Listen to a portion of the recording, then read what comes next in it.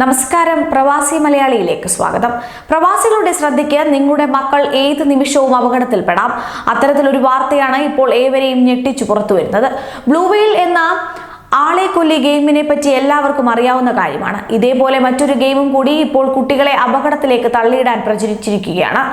ഇറ്റലിയിൽ നടന്ന സംഭവം ഏവരെയും ഞെട്ടിക്കുന്നു.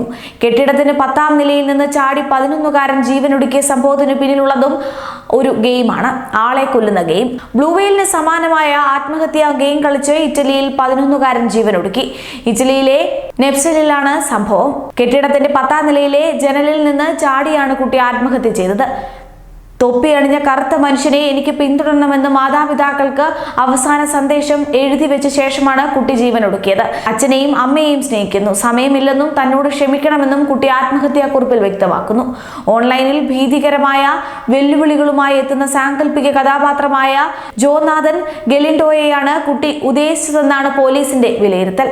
കുട്ടികളെ കൊണ്ട് അപകടകരമായ പ്രവൃത്തികൾ ചെയ്യിപ്പിക്കുന്ന മനുഷ്യന്റെയും നായയുടെയും സമ്മിശ്ര മുഖമുള്ള കഥാപാത്രമാണ് ഗലിൻഡോ. കുട്ടികളെ ആത്മഹത്യയിലേക്ക് വരെ നയിക്കുന്ന ഗെയിമാണിത്. അർദ്ധരാത്രി സമയത്ത് പ്രേത സിനിമകൾ കാണുക എന്ന ടാസ്കിലൂടെയാണ് ഗെയിം ആരംഭിക്കുന്നത്.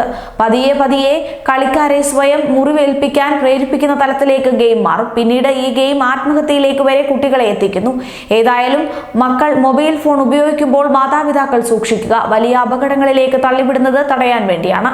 കൂടുതൽ പ്രവാസി വാർത്തകൾക്കായി ഈ ചാനൽ സബ്സ്ക്രൈബ് ചെയ്യുക.